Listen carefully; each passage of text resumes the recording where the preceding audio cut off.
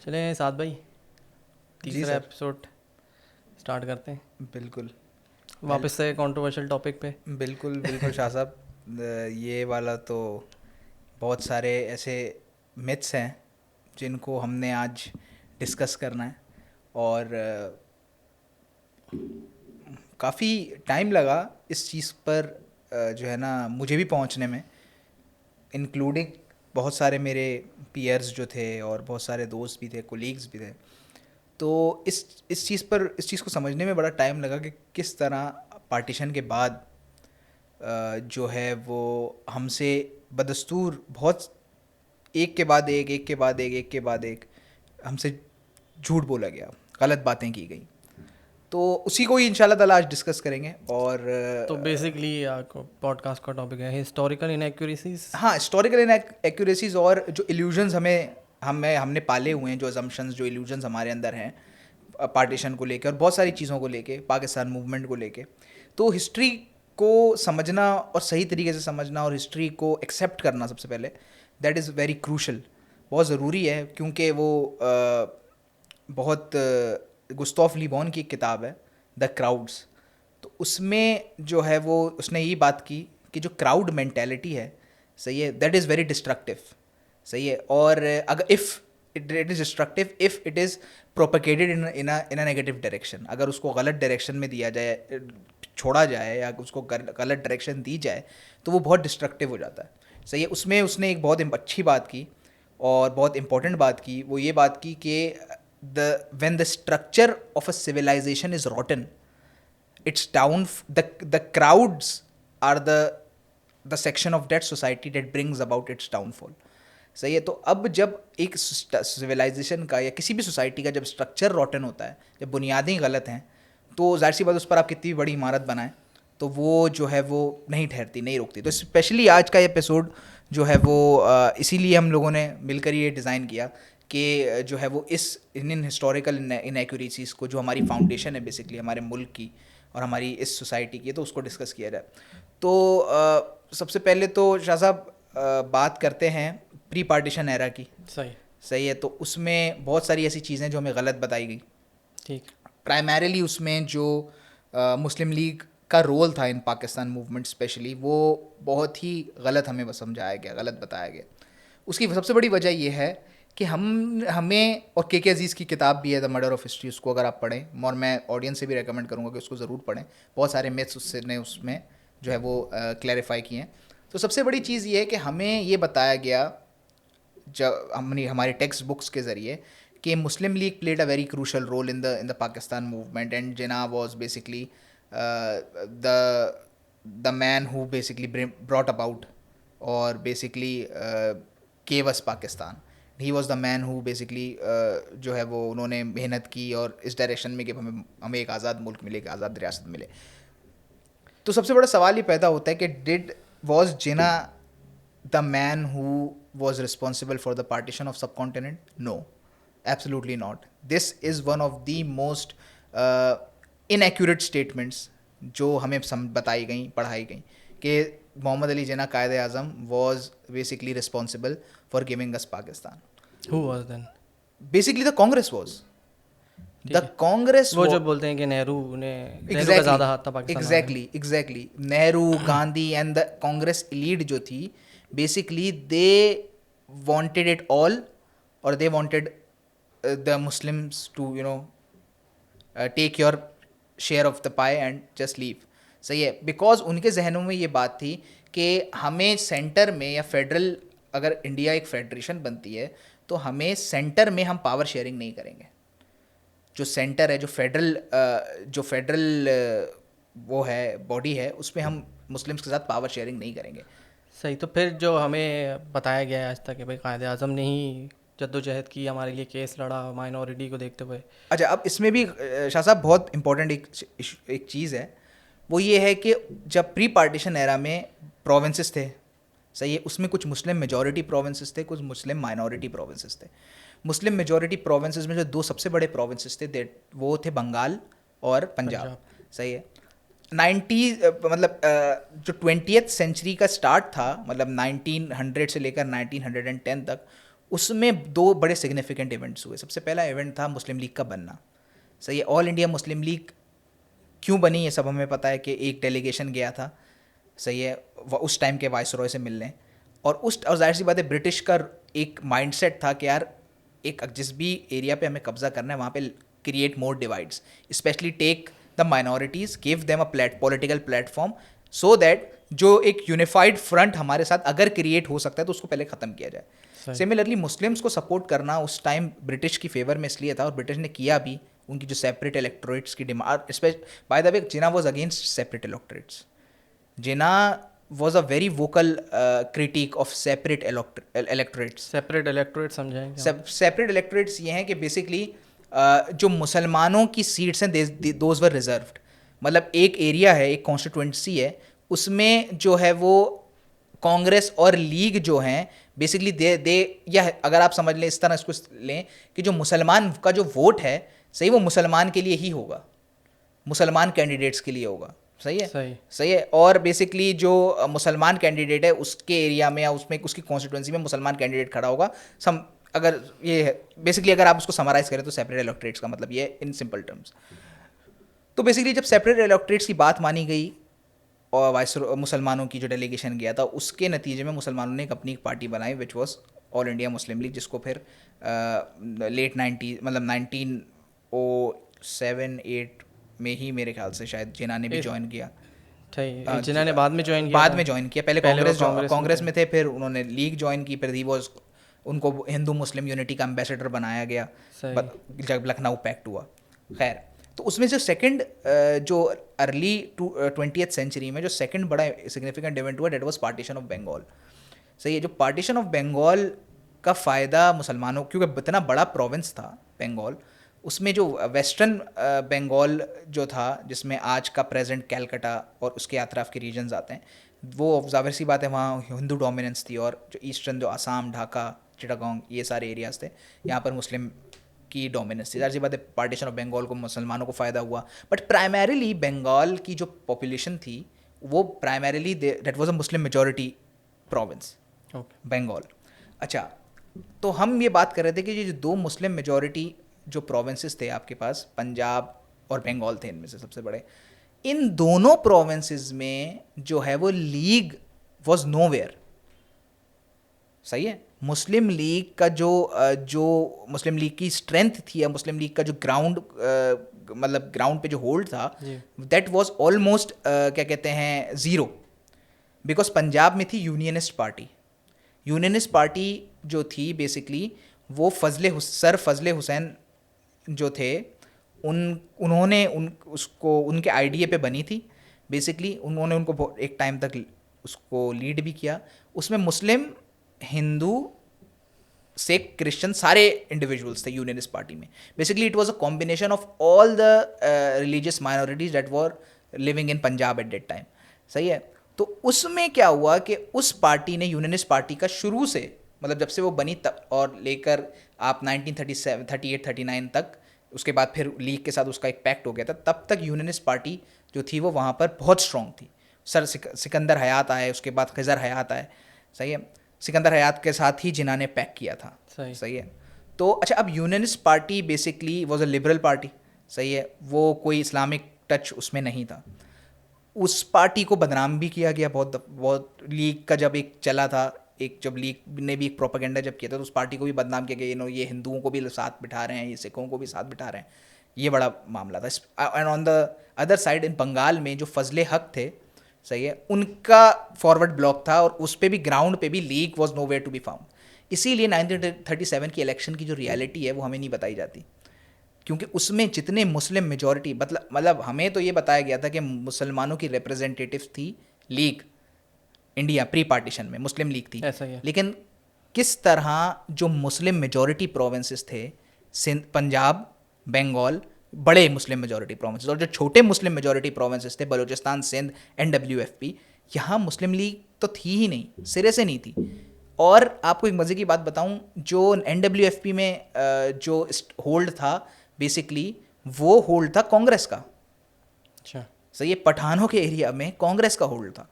किस तरह, जो उस टाइम बाचा खान साहब थे, जो अभी प्रेजेंटली एनपी के जो हेड हैं असफंदियार वली खान साहब, उनके दादा हैं अब्दुल वली खान के वालिद साहब, जिनको फ्रंटियर गांधी भी कहा जाता है। बाचा Khan was basically a very pro Congress, सही है, और जो है वो कांग्रेस के साथ उनके बड़े अच्छे मरासिम थे, और फिर उनको कांग्रेस ने जो है वो काफ़ी फाइनेंशियली भी मदद की। खुदाई खिदमतगार्स जो थे इनके वर्कर्स थे, तो इनको जो है वो सपोर्ट भी करती थी कांग्रेस। लेकिन जो बात यहाँ पे समझने की है शाह साहब, वो ये है कि सबसे पहले तो हमें ये समझना पड़ेगा कि लीग जो थी वो 1937 मतलब 40 तक 40 टू 45 1945 तक भी जो मेजर मुस्लिम मेजॉरिटी प्रोविंसेस थे उस पर लीग का होल्ड नहीं था। ये बात बड़ी समझने की है। तो जब लीग का होल्ड ही नहीं था तो हाउ डिड लीग, तो लीग का होल्ड किधर था? लीग का होल्ड था मुस्लिम माइनॉरिटी प्रोविंसेस में। अब जैसे जैसे यूपी हो गया उस टाइम पे, बिहार हो गया, सही। अच्छा, अब इसमें लीग का होल्ड क्यों था? जो कायदे आज़म थे मोहम्मद अली जिन्ना साहब, वो प्रोविंसेस की सियासत के अगेंस्ट थे। मतलब अगेंस्ट क्या थे? उनका बेसिकली ये था कि यार जो मुस्लिम मेजॉरिटी प्रोविंसेस, हालांकि उनकी ये बात बिल्कुल ठीक थी, वैलिड थी, कि जो मुस्लिम मेजॉरिटी प्रोविंसेस हैं उनमें तो मुसलमानों के हुकूक का तो कोई मसला ही नहीं है ना। मुसलमान तो वहाँ पर मेजॉरिटी में है, तो उनके हुकूक पर तो डाका कोई मार ही नहीं सकता। असल प्रॉब्लम है उन मुसलमानों की जो हिंदू मेजॉरिटी प्रोविंसेस में है, बिहार में और यूपी में। असल मसला तो उन प्रोविंसेस का है जहाँ पर मुसलमान माइनॉरिटी में है। तो अब उन मुसलमान जो जहाँ पर माइनॉरिटी में, उनके राइट्स कैसे सेफ गार्ड होंगे? तो जिन्ना ने ये कहा कि भाई सेंटर में जो, मतलब जैसे आज का अगर हम पाकिस्तान ले लें, पाकिस्तान में सूबाई हुकूमतें हैं और फिर एक फेडरल हुकूमत है, वैसे ही प्री पार्टीशन इंडिया में भी प्रोविंसेस की अपनी अपनी हुकूमतें थीं और एक फेडरल हुकूमत होती थी। फेडरल हुकूमत में जाहिर सी बात है ब्रिटिश होती थी। तो जिन्ना ने ये कहा कि जब ब्रिटिश जाएगी तो फेडरल में जो भी अरेंजमेंट बनेगी, उस अरेंजमेंट में जो है वो मुसलमान और जो हिंदू हैं they should be on equal footing, और सेंटर में मुसलमानों का सोल स्पोक्स पर्सन मैं हूँगा।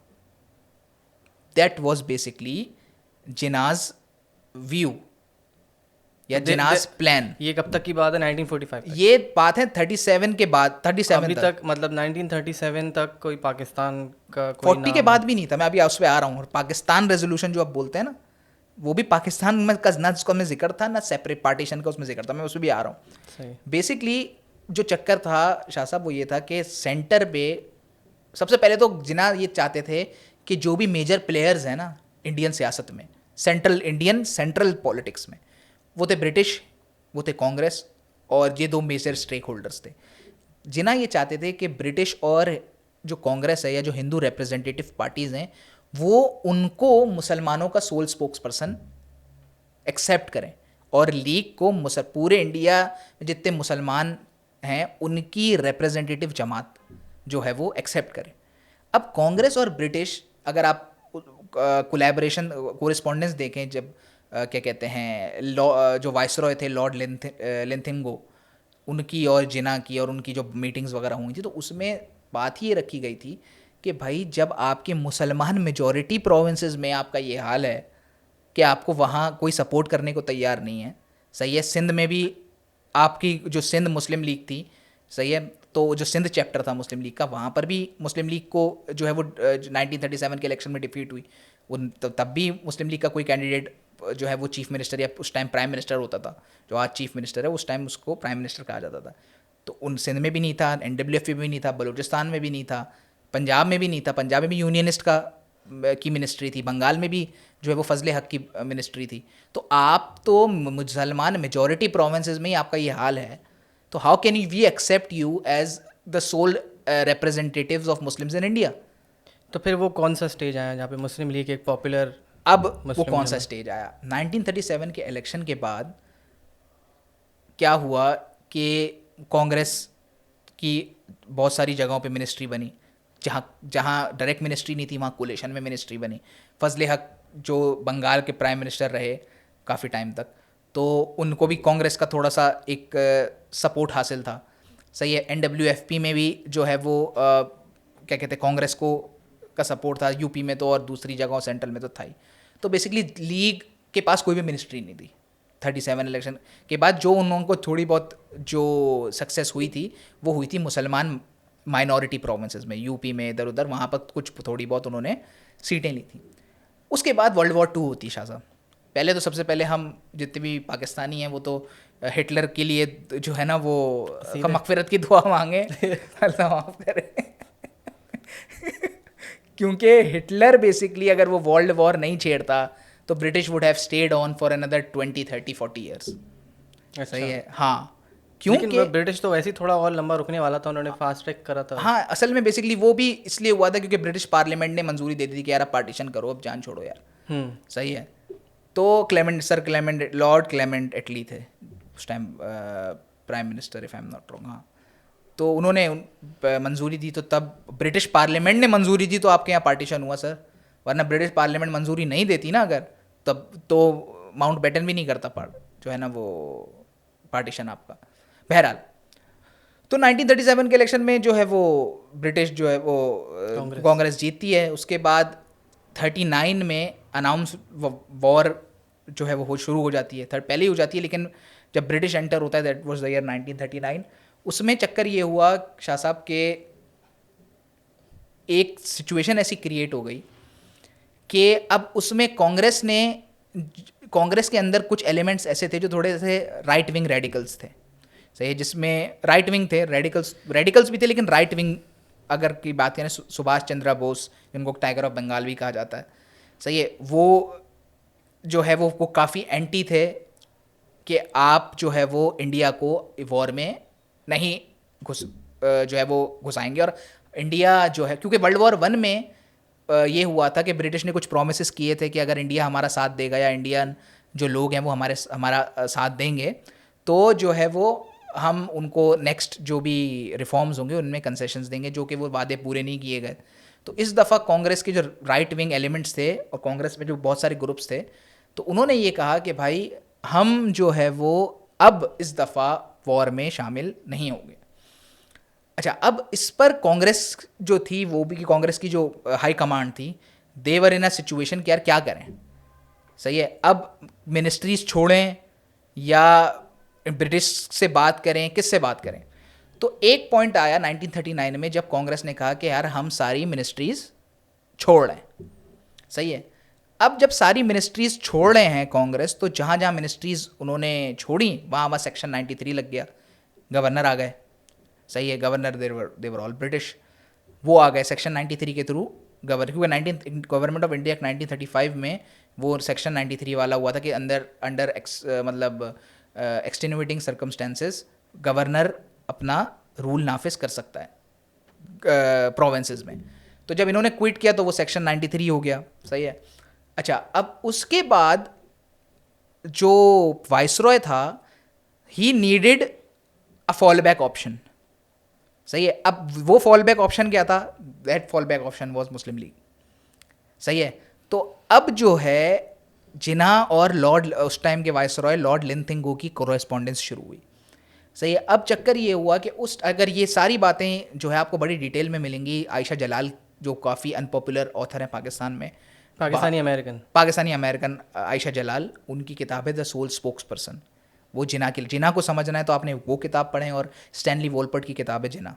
ये दो किताबें पढ़ें तो यू विल अंडरस्टैंड कि what Jinnah actually the kind of a politician he was. सही है। अच्छा, अब इसमें एक चीज़ मैं क्लियर कर दूं कि भाई Jinnah was never power hungry. He was offered the highest possible offices by British in India. सही है, हाइएस्ट पॉसिबल ऑफिसेज उनको जो है वो ब्रिटिश ने ऑफर किए थे, बट ही रिजेक्टेड ऑल दो। सही है, basically he was concern about the Muslims living in minority provinces. सही है, and he was concern about कि जो है वो मुसलमानों की रिप्रेजेंटेशन एक हो, डिफरेंट नहीं हो, कि NWFP के मुसलमानों के बारे में वो बोल रहा है, पंजाब के मुसलमानों के बारे में यूनियनिस्ट बोल रहे हैं, बंगाल के में अलग अलग फैक्शन बोल रहा है, बलूचिस्तान से। तो ये जो आपस में जो भी एक वो थी ना एक जंग, ये ना हो।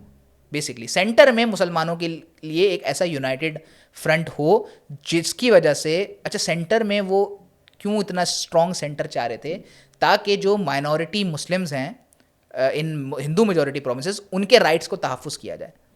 सही है ना। सेंटर में रिप्रेजेंटेशन स्ट्रांग होगी तो सेंटर में उन प्रोविंसेस से जहाँ पर मुसलमान माइनॉरिटी में हैं, जो भी रिप्रेजेंटेटिव्स आएंगे, they will speak for their rights. For example, अगर यूपी से कोई मुसलमान रिप्रेजेंटेटिव सेंटर में इलेक्ट होकर आता है, तो जाहिर सी बात है वो यूपी के मुसलमानों के लिए बात करेगा, उसको एक प्लेटफॉर्म तो मिलेगा। अगर प्रोविंशियल सियासत में ही सारा मामला अगर डिसॉल्व हो गया, तो फिर जो प्रोविंस जो हिंदू मेजोरिटी में, वहाँ तो हिंदू की मिनिस्ट्री होगी या तो वहाँ पे कांग्रेस की मिनिस्ट्री होगी, तो वो मुसलमानों के राइट्स कैसे सेफ गार्ड होंगे? That is basically why Jinnah wanted a strong centre और strong Muslim representation in the centre.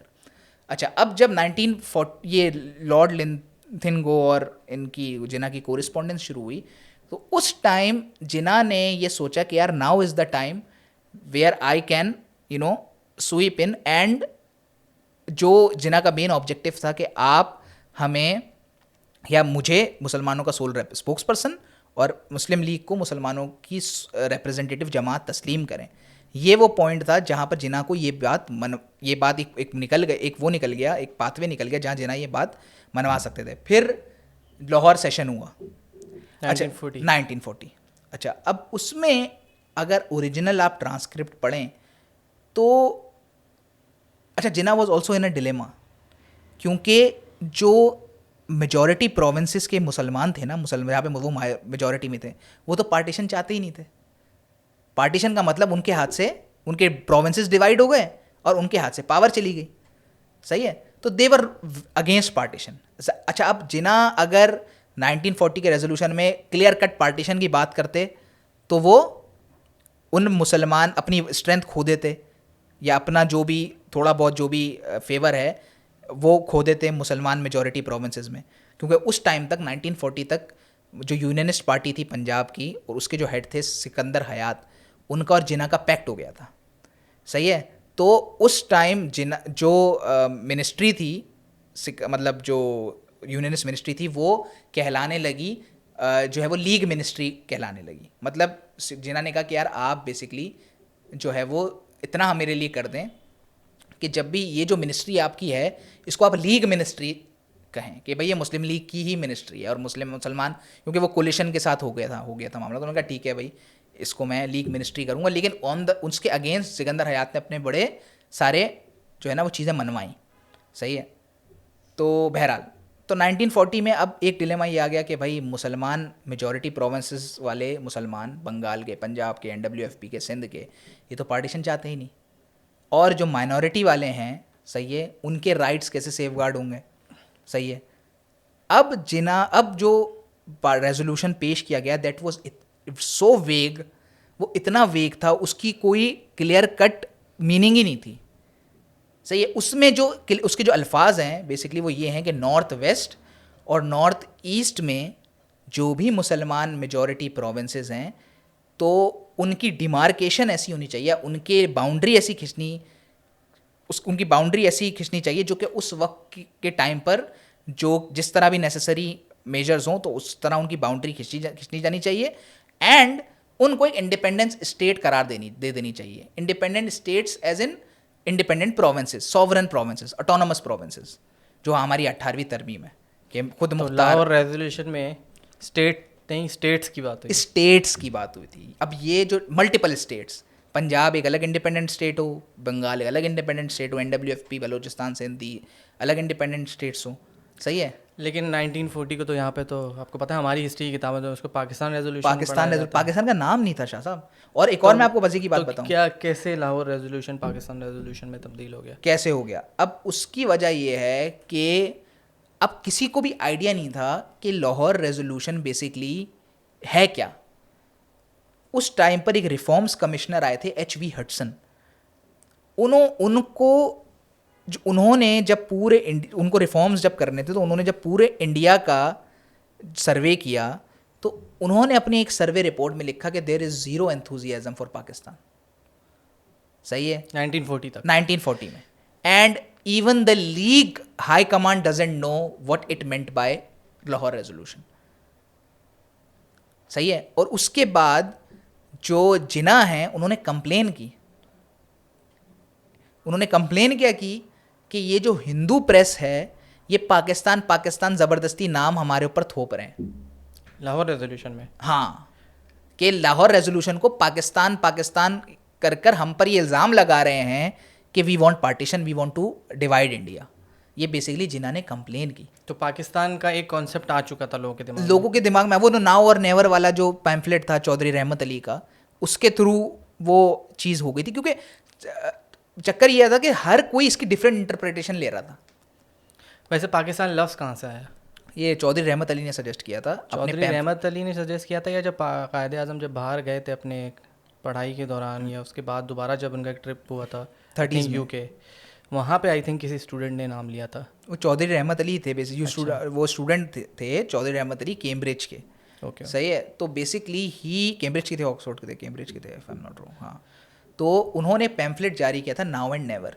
तो उन्होंने जितने भी मुसलमान मेजॉरिटी प्रोविंसेस थे ना, पंजाब और क्या कहते हैं बलूचिस्तान का TAN, सही है, कश्मीर, सही है, अफ़गान और सिंध, सही है, इन सबको एक्यूमुलेट कर एक वर्ड जनरेट किया पाकिस्तान। सही है। अच्छा, अब उसके लिए एक सेपरेट नेशन की बात तो 1850s से टाइम एंड अगेन कोई 60 से 70 ओकेजन्स पर 1850 से लेकर 1947 तक, के अजीज़ की किताब है द मर्डर ऑफ हिस्ट्री, उसमें आप पढ़ेंगे ये 1850 से 1947 तक पाकिस्तान का नाम डिफरेंट ओकेजन्स पे कई बार ली मतलब पाकिस्तान का नाम नहीं, सॉरी, एक सेपरेट नेशन की डिमांड मुसलमानों के लिए की गई है टाइम एंड अगेन। लेकिन जिन्हा ने बहुत दफ़ा इस चीज़ को रिजेक्ट किया, बाकायदा रिजेक्ट किया। मैं आपको एक मज़े की बात बताऊं, जो अल्लामा इकबाल थे उन्होंने तो बाकायदा जिन्ना को ये कहा कि भाई जिन्ना साहब, जो मुसलमान माइनॉरिटी की प्रोविंसेस के मुसलमान हैं ना, उनको छोड़ें, अभी जो मेजॉरिटी वाले हैं उनको एक्यूमुलेट उनका करें कोई बंदोबस्त। सही है। और बाकायदा ये भी सजेस्ट किया उन्होंने कि अगर आपने कोई भी वो लेनी है ना, कोई डायरेक्शन, तो सबसे अच्छी डायरेक्शन है कि आप इस्लामिक डायरेक्शन लें। सही है। और इस्लामिक लॉ के निफाज की बात करें।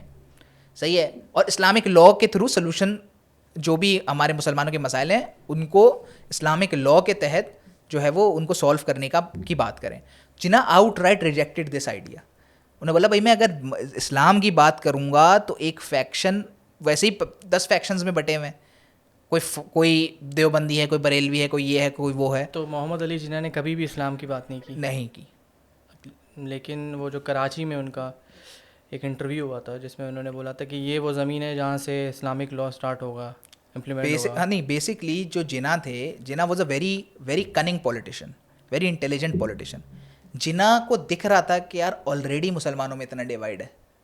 सही है। तो he never this was basically a very intelligent move कि उन्होंने अपने प्लान को कोई स्पेसिफिक डायरेक्शन नहीं दी। पाकिस्तान थियोक्रेटिक स्टेट बनेगी, पाकिस्तान सेक्युलर स्टेट बनेगी। उन्होंने क्या बात की, उन्होंने कन्वेंशन में ये बात की कि पाकिस्तान वही स्टेट बनेगी जो पाकिस्तान की आवाम को, जो पाकिस्तान की आवाम चाहती है। तो आप ये कह सकते हैं कि पाकिस्तान जो है वो कन्फ्यूजन में पैदा हुआ है। बहुत बड़ी कन्फ्यूजन थी। अच्छा, वो कन्फ्यूजन डेलिबरेटली क्रिएट की गई थी ताकि मुसलमान जो हैं, क्योंकि अगर कोई एक डायरेक्शन ले लेते, फॉर एग्जाम्पल कायदा से बोलते थे कि भाई पाकिस्तान एक इस्लामिक, अच्छा मुस्लिम स्टेट और इस्लामिक स्टेट में बड़ा फ़र्क है Shah sahab. Muslim state is a state where Muslims are in majority. सही है। Islamic state is a state where the law of the land is based on Islamic sharia. सही है। जो इस्लामिक शरीयत पर जिस खत्ते में इस्लामिक शरिया का निज़ाम नाफिज होगा, दैट इज़, वो स्टेट इस्लामिक स्टेट कहलाएगी। तो हम भी तो इस्लामिक स्टेट नहीं है। नहीं, हम 1970 में हुए। सही। क्यों, जब कॉन्स्टिट्यूशन 1973 का बना और उस कॉन्स्टिट्यूशन के फर्स्ट जो लाइन है वो ये है कि सल्तनत खुदादाद पाकिस्तान है, यहाँ पर अल्लाह का निज़ाम जारी होगा। Then we basically officially became a theocratic state. सही। 47 से लेकर 1970 तक we were not a theocratic state. सही है ना। We were basically a confuse state, we were in a confuse, क्योंकि आइन ही नहीं था, कॉन्स्टिट्यूशन ही नहीं था, कॉन्स्टिट्यूशन ही आपको 73 में मिला। सही है। तो बेसिकली तो अब मैं बात, जो फर्स्ट हमारा सेगमेंट था इस एपिसोड का, वो ये मिथ ब्रेक करना था कि बेसिकली 1940 में कोई पाकिस्तान की डिमांड नहीं थी। उसके अलावा ख्वाजा नाज़िमुद्दीन जो पाकिस्तान के सेकंड गवर्नर जनरल थे, उन्होंने ये बात कही कि we don't know what Lahore resolution means. सही।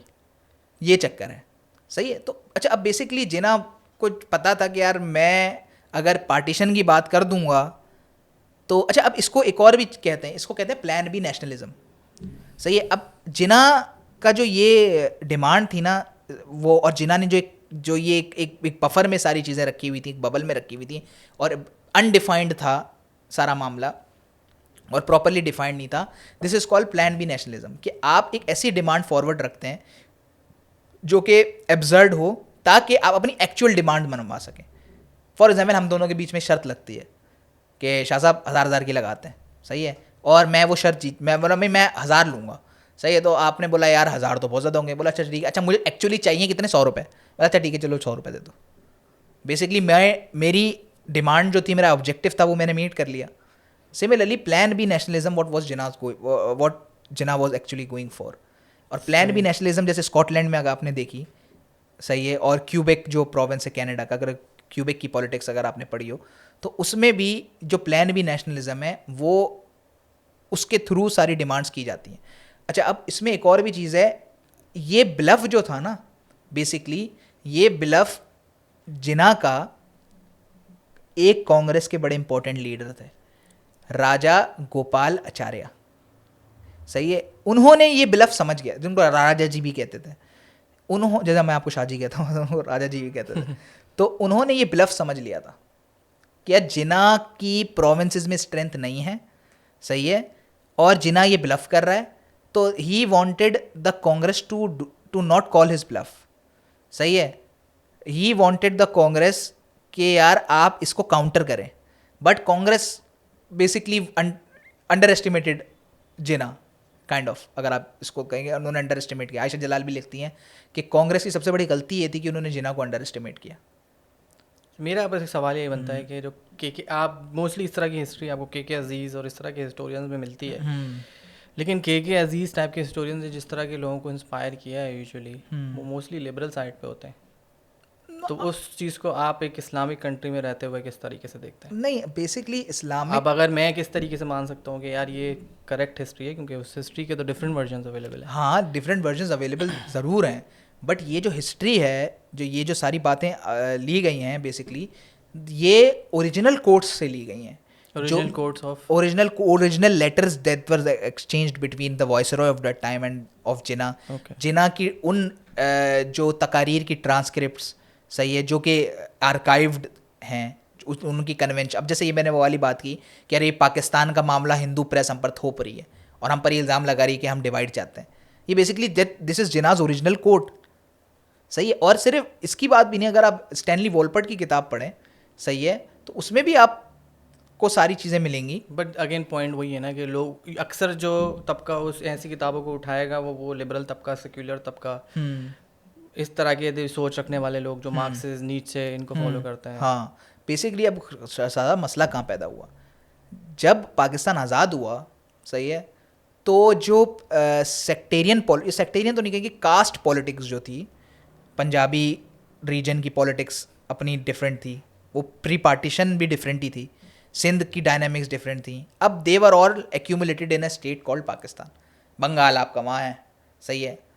अब चक्कर क्या आ गया कि जो लीग है, जो मुस्लिम लीग थी, that was already unpopular in those provinces that became Pakistan. हम अक्सर ही सवाल करते हैं ना यार कि यार लीग ऐसा कैसे, लीग पार्टीशन के 8 से 10 साल में बिल्कुल वाइप आउट हो गई।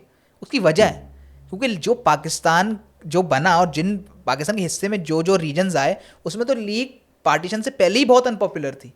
लेकिन उसका एक रीज़न ये भी तो हो सकता है ना कि कायदे आज़म का जल्दी इंतकाल हो गया हाँ, कंपेयर टू लाइक नेहरू ने आई थिंक डेकेड उसके बाद इंडिया में रहे वो। हाँ, डेकेड भी रहे, लेकिन जाहिर सी बात है कायदे आज़म, मेरा ये एनालिसिस है कि कायदे आज़म अगर हयात भी रहते, मतलब लेट्स सपोज 10 साल भी हयात रहते, 57 तक भी हयात रहते, तो कायदे आज़म को बहुत ज़्यादा जो है वो फेस करनी पड़ती, क्या कहते हैं, क्या कहेंगे, नेगेटिविटी फेस करनी पड़ती है, या क्या कहेंगे आप, हिंड्रेंसेस फेस करनी पड़ती। लेकिन उससे एक मुल्क को डायरेक्शन तो मिल जाती। हाँ, डायरेक्शन ज़रूर मिल जाती, लेकिन वही है, क्या आपको लगता है कि जो यूनियनिस्ट पार्टी के लोग थे, मुमताज़ जो पंजाब की 3 बड़ी फैमिलीज थी, द दौलतानाज ऑफ मुल्तान, सही है, the Hayats of Wah, and the Mamdots of Sargodha, ये 3 मेजर फैमिलीज थी जो कि यूनियनिस्ट पार्टी को चलाती थी और जो जिनके दरमियान पंजाब में पावर स्ट्रगल रहता था।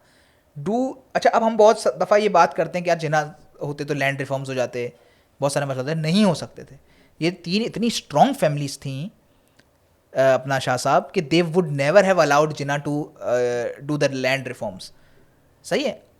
इंडिया में जो कांग्रेस है, सही है, कांग्रेस ने, क्योंकि कांग्रेस उन प्रोविंसेस में ऑलरेडी मिनिस्ट्री में थी, जो प्रोविंसेस बाद में इंडिया बने, उसके बाद बहुत सारे प्रिंसली स्टेट्स भी इंडिया का पार्ट बने, हैदराबाद, दक्कन।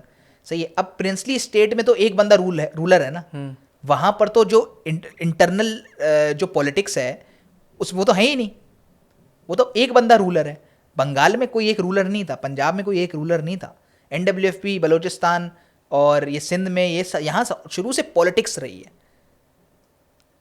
आप और जो प्रोविंसेस में बाद में जाहिर सी बात है उसमें हमारी मुस्लिम लीग की रूलर्स की इनकॉम्पिटेंसी भी आती है।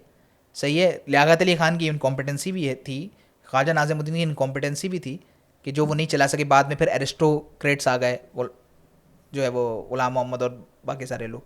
सही है। अच्छा, अब इसमें एक और भी मसला है। अगर आप देखें, बहुत सारे लोगों को ये बात नहीं पता, जब पार्टीशन हुआ उस टाइम में खुद जो बाचा खान की जो पार्टी थी, खुदाई खिदमतगार जो थे, उनकी हुकूमत ख़त्म की गई। First thing they did was after partition, उनकी डेमोक्रेटिकली इलेक्टेड हुकूमत वहाँ ख़त्म की गई। अयूब खोड़ो की हुकूमत यहाँ सिंध में ख़त्म की गई। सही है।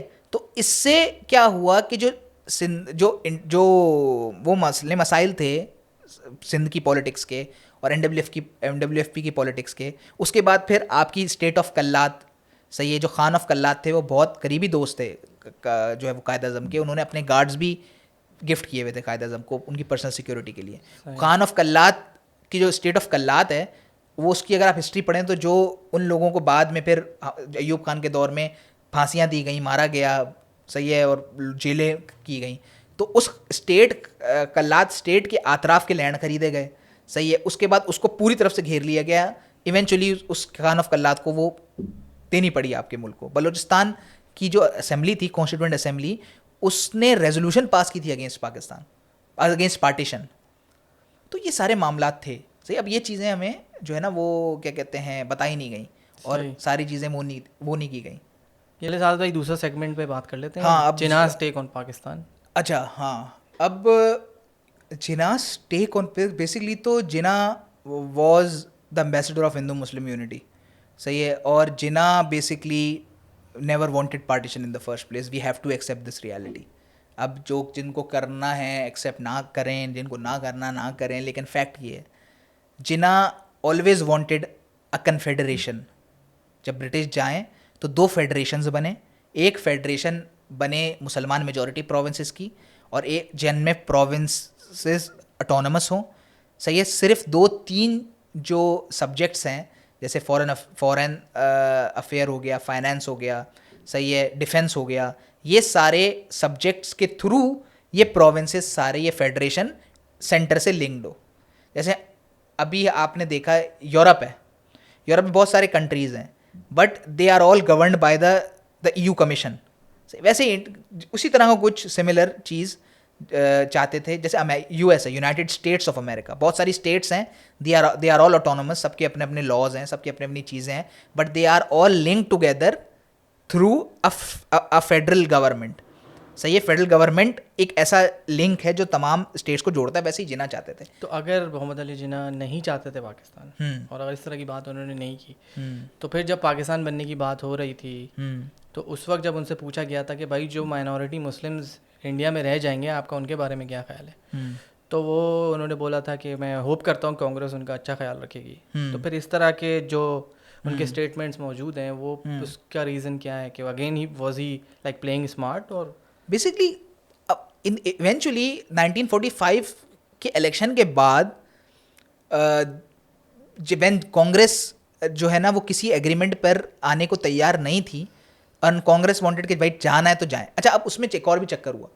45 के इलेक्शन के बाद when League did substantially well, too well for some historians, तो उसमें क्या हुआ, कांग्रेस रियलाइज्ड समवेयर कि यार अगर ब्रिटिश गए और इन, क्योंकि अब ये इलेक्शंस जीत कर भी आए हुए हैं और सेंटर में इनके साथ इनको कोई अरेंजमेंट देनी पड़ी, सही है, तो पंजाब जो है वो मुसलमानों के अंदर डोमिनेट हो जाएगा, बंगाल जो है वो मुसलमान डोमिनेटेड रीजन है। अब पंजाब की हम बात कर रहे हैं, वो एक के अजीज़ से रिलेटेड ही एक बात कर लेते हैं। आई थिंक ऐसा इंप्रेशन आता है के अजीज़ जो जिस तरह के हिस्टोरियन थे वो पढ़ के, कि वो उनको ज़्यादा इस चीज़ की तकलीफ तो नहीं, दो किस लिए हुआ था कि पंजाब टूट गया, पंजाबियों को पंजाब टूट गया। अगर आप के अजीज़ को लोग जो फॉलो करते हैं, अगर आप उन लोगों को भी सुने तो वो ये बोलते हैं कि पंजाब एक ही रहता, जिस तरीके से लाहौर रेजोल्यूशन में डिसाइड हुआ था। तो लेकिन अगर हम पाकिस्तान की हिस्ट्री देखें तो पंजाब भी सबसे ज़्यादा एक प्रिविलेज्ड प्रोविंस नहीं रहा है। बिल्कुल रहा है। उसकी वजह ये, Punjab was basically the last province to be annexed by the British, सही है। और पंजाबी माइंडसेट भी शुरू से यही था कि यार वो हम मार्शल रेस हैं, हम एलीट माइंडसेट के लोग हैं, सही है। तो they had a very elite mindset ना। तो अब जाहिर सी बात है काफ़ी टाइम तक पंजाब को पर ब्रिटिश ने इनडायरेक्ट रूल किया, डायरेक्ट रूल कभी भी नहीं किया, सही है। वो उनकी अपनी यूनियनिस्ट की हुकूमत थी, सही है। तो everyone was living in harmony, मुसलमान, सिख, ईसाई, हिंदू पंजाब में जो है ना वो हारमनी में रह रहे थे अंडर यूनियनिस्ट पार्टी, सही है। तो basically they didn't want league, क्योंकि पंजाब का चक्कर ही ये था, जब सिकंदर जिना पैक्ट हुआ तो उसमें यही बात हुई थी कि यार centre will not interfere in the affairs of Punjab. जो सेंटर है, जो मेन मुस्लिम लीग है, वो पंजाब के अफेयर्स में कोई भी मुदाखलत नहीं करेगी। और बेसिकली पंजाबी माइंडसेट ही है कि भाई हमारे अफेयर्स में आप मुदाखलत नहीं करें, सही है। तो बेसिकली ये चक्कर था। अच्छा, अगर इस तरीके का स्टेट कायदे आज़म सोच रहे थे कि जो इस्लामिक ना हो, मुस्लिम स्टेट हो, इस्लामिक स्टेट ना हो, तो अगर मुस्लिम स्टेट है तो उसके अंदर फिर माइनॉरिटीज़ को भी हुकूक मिलने वाले थे। तो फिर क्या रीज़न है कि कायदे आज़म की जो फैमिली थी वो उसने पाकिस्तान कभी भी नहीं आया। वो उनकी खुद की बेटी भी हैं, आपको पता, वो कनाडा में है, अब तो वाडिया फैमिली है पूरी। वो क्या रीज़न है? असल में डीना वाडिया कह लें या डीना जिना कह लें, बेसिकली उनका तो चक्कर थोड़ा डिफरेंट था। बेसिकली शी मैरिड अ पारसी, जिसके बाद उनके और कायद-ए-आज़म के दरमियान काफ़ी डिफरेंसेस क्रिएट हो गए थे, सही है। एंड और एक टाइम पर तो उन्होंने ताना भी दिया कायद-ए-आज़म को, अगर आप थोड़ा डिटेल में पढ़ें तो उन्होंने ताना ये दिया कि मेरी माँ भी तो पारसी थी, रूटी बाई जिना जो थी, या रूटी पेटीट उनको कह लें, सर्टिन शॉ पेटीट की बेटी थी वो। तो बाकी उनकी फैमिली इसलिए नहीं आई क्योंकि उनके रिलीजियस डिफरेंस है? नहीं, पर्सनल डिफरेंसेस भी थे, क्योंकि जाहिर सी बात है अगर उनकी शादी वाडिया फैमिली में हुई थी, डीना जिना की, तो ऐसी बात है the Wadia family didn't wanted to come to Pakistan, सही है। और जाहिर सी बात है she too wanted to stay with her husband, her children. और जाहिर सी बात है जिना ने फिर उनको अपनी लाइफ से भी थोड़ा सा कट ऑफ कर दिया था। तो that is primarily the reason why she didn't keep them. अच्छा, जिना की एक और बहन भी थी, अच्छा, जो फातिमा जिना के अलावा, सही है, जो कि ये जो काफी टाइम तक इसमें रही भी, वो ये फेरियर हॉल की तरफ जो एक वो है, फेरियर हॉल ही है या क्या, वो इसको बात बोला भी था कि हम यूनिवर्सिटी बनाएंगे, तो ना उसमें वो बाहर काफी टाइम तक रही भी, 80s तक। अच्छा, हाँ, तो उसमें वो उनका रेजिडेंस थी बेसिकली, तो वो काफ़ी टाइम तक वहाँ रही। लेकिन शी वॉज वेरी एपॉलिटिकल, तो इसलिए हम उनका ज़्यादा नाम, इसमें मेरे भी जहन से नाम निकल रहा है। तो सही।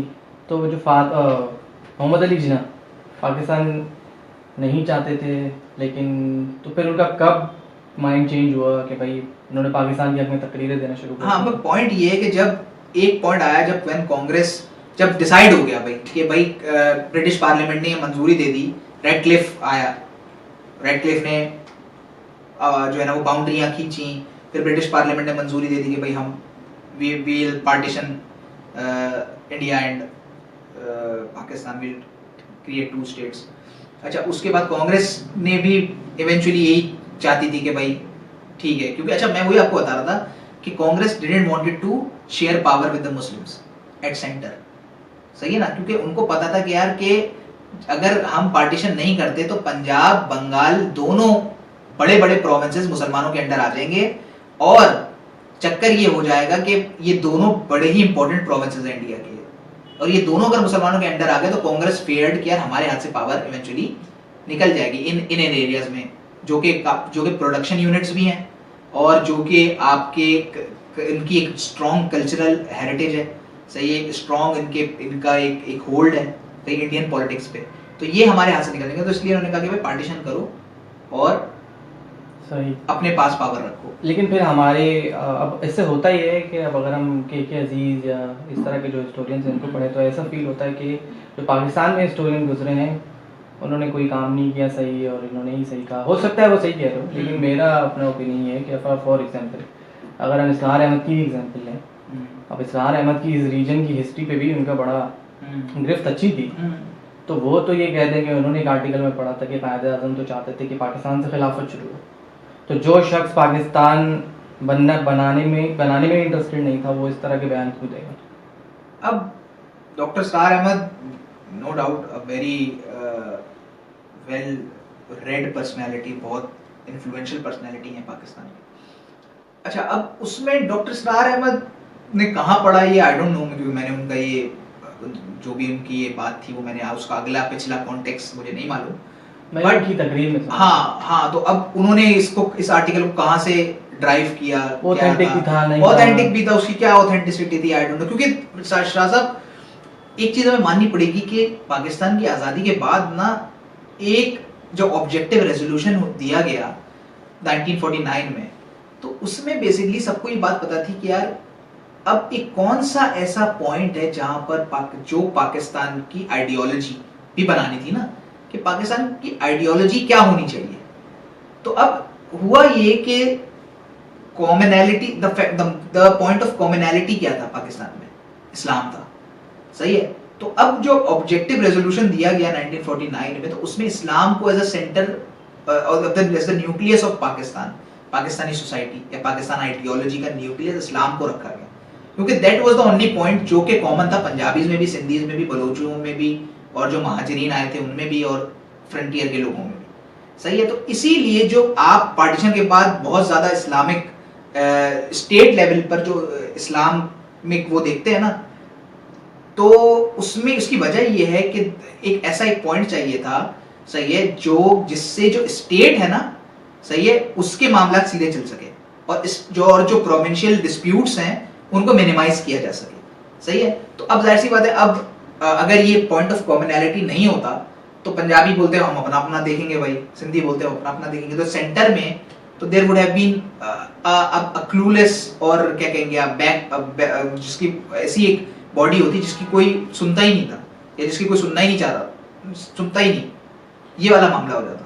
तो बेसिकली अच्छा, अब उसमें भी बहुत सारी चीजें ऐसी हैं जो कि अगर आप देखें, एक शरीफुद्दीन पीरजादा ने ये बात कंफर्म की थी के अजीज को कि 1945 में 46 में लियाकत अली खान साहब कांग्रेस के लीडर थे, भूलाभाई देसाई, उनके पास गए और ही रिवील्ड कि जिन्ना को भाई टीवी है, सही है, एंड विच उसी वजह से आई थिंक ब्रिटिश ने फास्ट ट्रैक किया इलेक्शन नहीं पार्टीशन। हाँ, बट बेसिकली उनको पता था जिन्ना की हेल्थ का भी इशू है सारी है, लेकिन अगर आप वो किताब पढ़ें फ्रीडम एट मिडनाइट लिपियर की, तो उसमें माउंटबेटन ही कहता है कि had I known that Jinnah was suffering I would have delayed suffering from TB tuberculosis I would have delayed partition, सही है ना। तो खैर अब उसमें भी कितनी सदाकत है, ये शायद इसने ऐसे ही बोल दिया, या ब्रिटिश को पता भी हो कि शायद जिन्ना की हेल्थ का है कि भाई ये इसी के रहते चीज़ें निपटाओ। चलिए साहब भाई, अब अगर मोहम्मद अली जिन्ना पे बात हुई है तो हमारे फाउंडिंग फादर ही बिल्कुल, और उनकी हम मुख्तलिफ स्पीचेस अगर सुनते हैं तो काफ़ी मोटिवेशनल स्पीकर भी थे। हाँ, बहुत अच्छे। लेकिन अगेन एक सवाल पैदा होता है कि उन्होंने मुख्तलिफ स्पीचेस में फिर मुख्तलिफ बातें क्यों करी, और फिर क्या जो बाकी हिस्टोरियंस हैं उनका जो क्लेम ये है गांधी, नेहरू और जिन्ना पे, ये तीनों ब्रिटिश एजेंट्स थे, इसमें कोई सच्चाई है, कोई रेलेवेंस है? Jinnah was basically a very vocal critic of British imperialism. मैं एजेंट होके तो क्रिटिसाइज कर सकता हूं। हाँ, लेकिन वही बात है कि एजेंट के ना, I think that would be too harsh. I think that Jinnah, Gandhi, Nehru, they actually realised कि यार British is an authority in India and if we want to achieve our objectives we have to take that British factor into account. सही है ना? तो जब Lord लिंथिंगो के साथ viceroy जो थे उनके साथ भी जिन्ना की कोरिस्पोंडेंस हुई जब 1939 के बाद, जब ये इन्होंने क्विट कर दी थी, तो जिन्ना ने ब्रिटिश के साथ एक एग्रीमेंट साइन किया कि यार नाउ आप हमारा जो है ना आप अच्छा, अब उसमें भी चक्कर ये था कि ब्रिटिश फीयर्ड कि अगर जो डिमांड कांग्रेस की है कि भाई आप अब हमें फुल अथॉरिटी चाहिए सेंटर में, वही डिमांड अगर लीग भी कर दे, सही है, लीग भी अगर कर दे कि हमें फुल अथॉरिटी चाहिए भाई सेंटर में, हम आपकी अब अथॉरिटी एक्सेप्ट नहीं करेंगे, सही, तो that would have been a very crucial situation for British. But Jinnah को के ऑब्जेक्टिव्स डिफरेंट थे, तो उन्होंने ब्रिटिश के साथ एग्रीमेंट कर लिया कि ठीक है भाई हम 1940 का एक इस तरह का एक हम एक्सट्रीम जिस एक्सट्रीम पे कांग्रेस चली गई उस एक्सट्रीम पे नहीं जाएंगे, लेकिन हम एक रेजोल्यूशन पास करेंगे कि भाई इंडिपेंडेंट स्टेट, और वो इतना वेग उन्होंने रखा कि वो ताकि उनको ये चाहिए था कि भाई हमें एज एन अथॉरिटी आप एक्सेप्ट करें। It's eventually Jinnah was a centralist politician, he was not a state politician. अगर ऐसा नहीं है तो फिर जब मोहम्मद अली जिन्ना की तबीयत तब खराब हो गई थी और वो जियारत में ही थे उस वक्त, हाँ, जब वो जिनकी तबीयत खराब थी, तो लियाकत अली खान उनसे मिलने गए थे। लियाकत अली खान को उन्होंने बोला था कि पाकिस्तान मेरी सबसे बड़ी गलती है, ये इसमें सच्चाई है, अगर ऐसा है तो फिर अगेन पाकिस्तान तो वो चाहते थे। पाकिस्तान में सबसे मैंने तो नहीं ऐसा कभी सुना, बट एक चीज हाँ जरूर थी जो माय ब्रदर जो ये भी कुछ हिस्टोरियन में कोट किया है वो जो है वो अगेन मेरा फिर इख्तलाफ फिर के अजीज जैसे लोगों से यही आ जाता है कि भाई एक हिस्टोरियन तो ये भी बोल रहा है, फिर बाकी हिस्टोरियन ये भी बोल रहे हैं, और फिर के अजीज जैसे लोगों ने कोई सॉल्यूशन तो ऑफर नहीं किया ना उसके बाद। हाँ नहीं, basically K Aziz highlighted a very major problem in the Pakistani education system.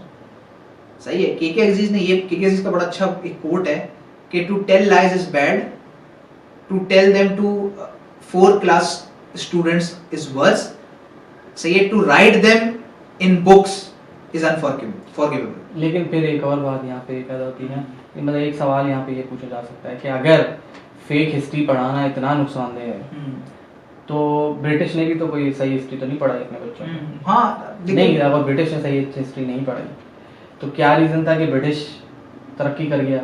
क्योंकि मुझे एक वाक़या याद है एमा वॉटसन का, आप जानते होंगे, जिन्होंने वहीं कैरेक्टर किया था हैरी पॉटर। वो आई गेस यूएस में या कहीं और वो कोई क्लास ले रही थी, येल में थी मेरे ख्याल से। हाँ, तो वो क्लास ले रही थी और उनको पता चला, जब ब्रिटिश के करतूत उनको पता चले तो उनका तो दिमाग ही हिल गया कि ब्रिटिश ने ये किया हुआ। लेकिन उस चीज़ को ब्रिटिश तो किसी चीज़ से वजह से नहीं रुका ना उनकी तरक्की के मामले में। तो हम अगर झूठी हिस्ट्री पढ़ा भी रहे हैं तो हमें किस तरीके से अफेक्ट कर रही है? नहीं देखिए शाह साहब, इसमें भी दो चीज़ें हैं। इसमें भी एक चीज़ ये है कि एक होता है फैक्ट्स को छुपाना, एक होता है फैक्ट्स को डिस्टॉर्ट करना।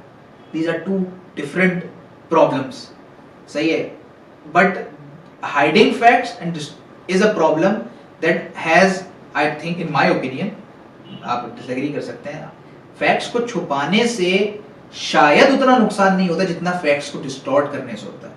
फैक्ट्स को डिस्टॉर्ट करने से एक ओपिनियन क्रिएट हो जाता है, एक मासेस का एक ओपिनियन क्रिएट हो जाता है कि यार ये तो ऐसे हुआ था, ये कहना कि ये तो हुआ ही नहीं था, that is a different thing. ये कहना अब पाकिस्तान रेजोल्यूशन बन गया, लाहौर रेजोल्यूशन से वो पाकिस्तान रेजोल्यूशन बन गया, सही है ना। उसके बाद आपने ये हमें ये बताया गया कि भाई जिन्ना तो थियोक्रेटिक स्टेट चाहते थे, तो थियोक्रेसी बेसिकली हमारे कॉन्स्टिट्यूशन का पार्ट बन गई और जिस पर अवाम ने जो है वो उसको एक्सेप्ट भी कर लिया, सही है। उसके अलावा भी शाह साहब बहुत सारी चीज़ें ऐसी हैं, जब एक दौर ऐसा हमारे मुल्क में आया जब कोर्स को चेंज किया गया, किस लिए? सियासतदानों के अपने एजेंडाज को या और डिक्टेटर्स के अपने एजेंडाज जो थे उनको मीट करने के लिए, उनको अचीव करने के लिए कोर्स में तब्दीली की गई। चलिए अगर हम मान भी लें कोर्स में तब्दीली करें और हम ये भी मान लें कि भाई हमारी हिस्ट्री डिस्टॉर्ट हुई, सब कुछ हुआ, तो अभी भी कंफ्यूजन तो है कि कायदे आज़म किस तरीके का मुल्क चाहते थे, नहीं चाहते थे, इस्लामिक मुल्क चाहते थे, सेक्युलर मुल्क चाहते थे, तो हम किस चीज़ पे लैंड करें? How do you get to decide? We get to decide by doing our own individual research. I think we have to create. And if we land on secularism, then what? Pakistan is not a secular country. Pakistan can never be a secular. No, it's not even about it can never be. Pakistan should not be a secular. नहीं, obviously Pakistan shouldn't be a secular. मेरा तो opinion यही है कि Pakistan should have a system of governance where individual rights should be safeguarded. सही है, where minorities' rights should be safeguarded, where everyone should be held accountable irrespective of their class. सही है, जहाँ पे implementation of law हो, सही है, और जहाँ पर religion जो है उसका एक रोल हो, सही है, लेकिन उसका रोल हो क्या कहते हैं एक पॉजिटिव एस्पेक्ट में उसका रोल। अब मैं इसमें मेरी जो थियोक्रेट्स है ना उनसे मेरी बड़ी एक बड़ा मेजर इख्तिलाफ ये कि जब आप इस्लामिक निज़ाम के निफाज की बात करते हैं तो आप पहला पॉइंट आपका होता है कि भाई हम चोर के हाथ काटेंगे। लेकिन वही बात है ना, फिर हम जब दूसरी साइड पे देखते हैं, मैं मशहूर यूट्यूबर्स हैं उनके नाम नहीं लूंगा, आप समझ गए होंगे मैं किन दो की बात कर रहा हूँ, तो वो तो बिल्कुल ही एक सेक्युलर और लिबरल कल्चर लाना चाहते हैं। these are two extreme। But again ना हम अगर सेकंड एक्सट्रीम की बात करें सेक्युलर वाली, तो isn't that more harmful कि वो बोलें कि भाई कोई मसला नहीं है, बेहयाई वगैरह और इस तरह के मसले, और वही लोग हैं जो आयशा जलाल, के अजीज, इन लोगों को कोट करते हैं। आप मुझे बताएं as a layman, as a neutral, मैं किस साइड पे जाऊं? सेंटर तो I don't believe in centre, to be honest. Centre हो ही नहीं सकता, आप कहीं ना कहीं लायक करते हो। हाँ, ऑब्वियसली वो आपकी इंडिविजुअल एक इंक्लिनेशन होती है। मेरी इंक्लिनेशन जैसे है कि भाई Pakistan should have an Islamic libertarian system. Libertarianism, what is that? अब libertarianism is basically a concept of governance where state has limited control over over individual life। सही है, state oversees the implementation of law। सही है, state के पास जो है वो ये इख्तियार नहीं कि भाई इंडिविजुअल फ्रीडम पे खनखन लगाए। सही है, स्टेट फ्रीडम की बाउंड्री जरूर आप ये कह सकते हैं एक हद तक स्टेट फ्रीडम की बाउंड्री एक डिसाइड कर सकता है, लेकिन वो बड़ी ही क्या कहेंगे आप वेग बाउंड्री होगी। मतलब वेग भी नहीं कहेंगे, बड़ी ही क्या कहेंगे आप, जैसे कि फॉर एग्जांपल कि अगर इस्लामिक लिबर्टेरियनिज्म है तो उसमें जो ये चक्कर ये हो जाता है कि भाई आप हर वो काम करें जो वो काम ना करें जो कि इस्लामिक शरिया को जो है वो डिफाई करता है या इस्लामिक शरिया की अगेंस्ट है। हाँ, अब I was coming to that। हाँ, कि अब उसमें भी इंटरप्रिटेशंस इतनी सारी हैं कि अब उसमें आप वो वाला निज़ाम अगर यहाँ पे लाएंगे ना तो जो आपके जो डिविडेंड्स हैं, मतलब एक स्कूल ऑफ थॉट, दूसरा स्कूल ऑफ थॉट, तीसरा स्कूल ऑफ थॉट, तो उसमें बड़ा एक खिचड़ी पक जाएगी। तो I am basically an optimist who is hoping for a point where every school of thought agrees and then devise a system which is based on Quran and Sunnah and which identify individual rights। और जो right जब आपकी Rashidun caliphate में थे अवाम के पास कि भाई एक जो रूलर है, जो खलीफा है, उससे भी सवाल जवाब एक नॉर्मल सा बंदा कर रहा है, नॉन अरब कर रहा है। सही है, तो कैलिफेट वाला ही कांसेप्ट होगा। हाँ, बेसिकली कैलिफेट वाला ही कांसेप्ट है। तो वही कांसेप्ट वही इसमें इस्लामिक लिबर्टेरियनिज्म तो पॉसिबल कैसे है? नहीं, इस्लामिक लिबर्टेरियनिज्म वो निज़ाम होगा, एक तो लिबर्टेरियनिज्म है, सही है, इस्लामिक लिबर्टेरियनिज्म वो निज़ाम होगा कि आप वो राइट्स गारंटी करें जो दीन दे रहा है, क्योंकि हमारे मुल्क में वो राइट्स भी गारंटी नहीं हो रहे ना जो दीन दे रहा है। सही है, क्या यहाँ पर जो खवातीन है उनकी पूछ के शादियाँ हो रही हैं? क्या यहाँ पर जायदादों में हिस्सा दिया जा रहा है? क्या यहाँ पर आपके मुल्क में जो रेप हो रहे हैं, रेप कॉन्विक्ट्स को जो है वो हंगामी बुनियादों पर उनके केसेस जो है वो सॉल्व हो रहे हैं? क्या यहाँ पर एक टाइम पर ये रूल हुदूद ऑर्डिनेंस के नाम पर जो रेप्स थे उन रेपिस्ट कोई जो है वो कल्प्रिट नहीं बताया गया? सही है, आप ये देखो यार शाह साहब के एक टाइम पर जो हुदूद ऑर्डिनेंस आया था, सही है, उसमें जी के भाई आई विटनेस लेकर आए, गवाह लेकर आए, क्या भाई रेप क्या वो क्या सड़क पे करेगा, कर रहा होगा क्या रेप, कि 10 लोगों के सामने आई विटनेसेस हो। इस्लाम क्या कहता है, इस्लाम कहता है उस टाइम जब 1400 ईयर्स अगो जब ये वो आया था, क्या कहते हैं, रूल आया था कि भाई आप जो वो है कल्प्रिट है या जिस पर इल्जाम लगा है वो भी गवाह लाए, जो इल्जाम लगा रहा है वो भी गवाह लाए, सही है। उस टाइम ना डीएनए था, उस ये गवाहान का सिस्टम क्यों लाया गया था, to reach basically to reach a decision.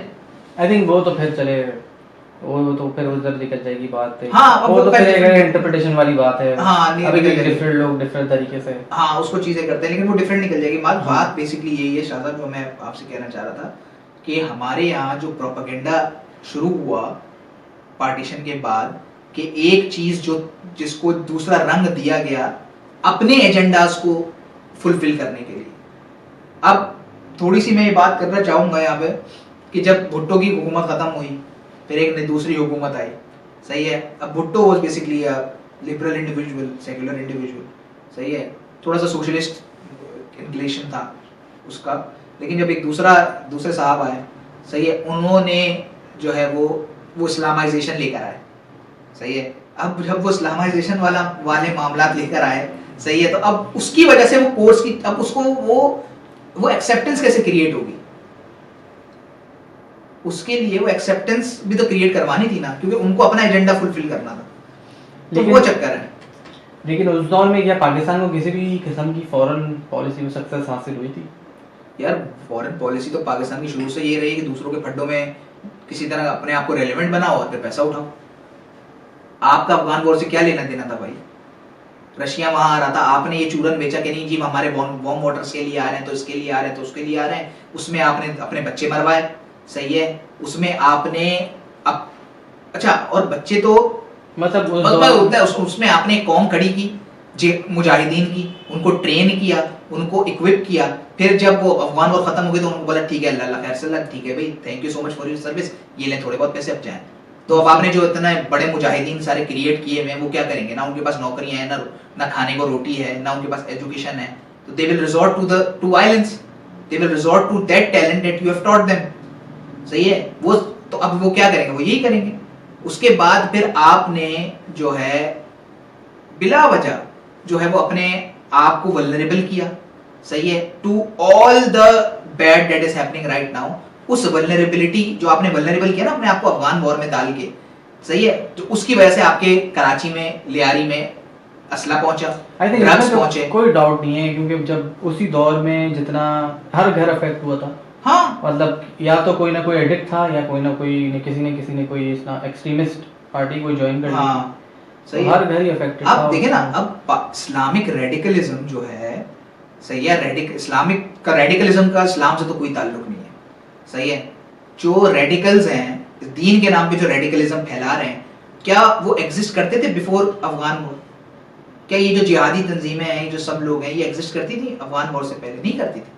लेकिन इसमें एक शख्स को इतना बोलना तो मैं समझता हूँ अनफेयर है, क्योंकि इसमें सबसे बड़ा हाथ तो अमेरिका का था। नहीं, अमेरिका का था, बट अच्छा भाई वही बात है ना, अमेरिका का था हाथ, बट आपको जो है वो ये भी तो देखना था ना कि यार कि इस डील से या इस चीज से मुझे मेरे मुल्क को या मेरी कौम को कितना नुकसान है। अब आप लेट उसमें फायदा दिख रहा था, मुझे ही पता है आपको क्या फायदा दिख रहा था। ये उसमें तो मॉनेटरी फाइनेंशियल फायदा था ना, फाइनेंशियल फायदा था, और वो फाइनेंशियल फायदा जो था वो भी अब शाह साहब सबको पता है कि वो किन सर्टेन वो मुल्क को फायदा नहीं हुआ, जो पैसा आया वो सर्टेन इंडिविजुअल्स को फायदा हुआ, सही है। अब वो जब सर्टेन इंडिविजुअल्स को फायदा हुआ तो उनकी फैमिलियां ग्रो करी, उनके बच्चे बाहर चले गए, उनका लाइफस्टाइल ऊपर चला गया, और जो मुल्क है वो पस्ती में चला गया, सही है। अब वही बात है कि आप किस तरह जस्टिफाई करेंगे इतने सारे आपने लोग बर्बाद दिए, इतने सारे आपने पूरे मुल्क को एक ऐसे डायरेक्शन पे, एक ऐसी ट्रैक पे ढकेल दिया जिससे देयर इज नो रिटर्न। अब तक उसका खमियाजा हम आज तक भुगत रहे हैं,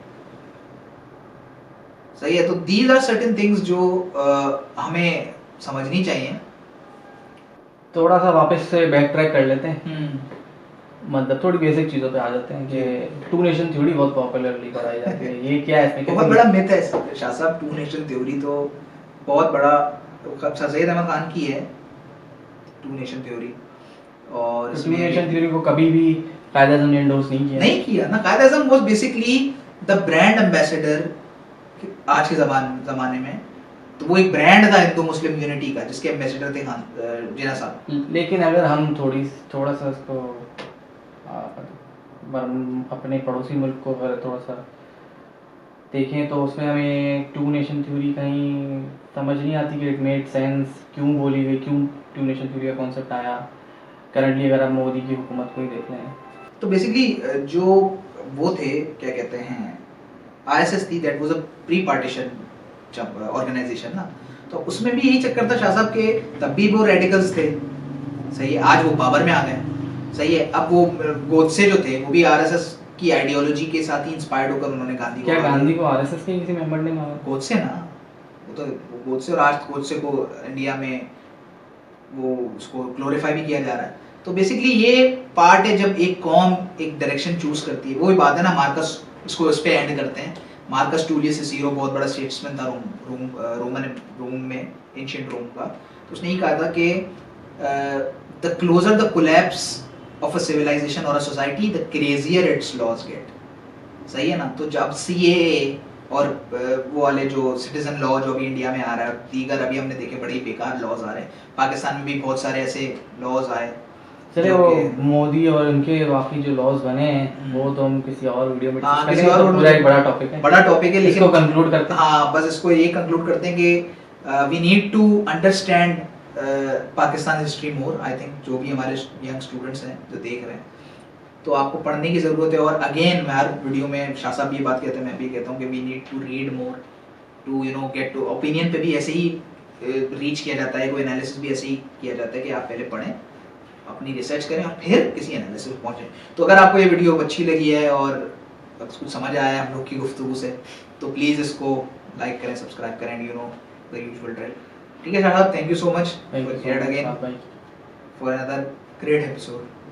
Thank you so much. See you again.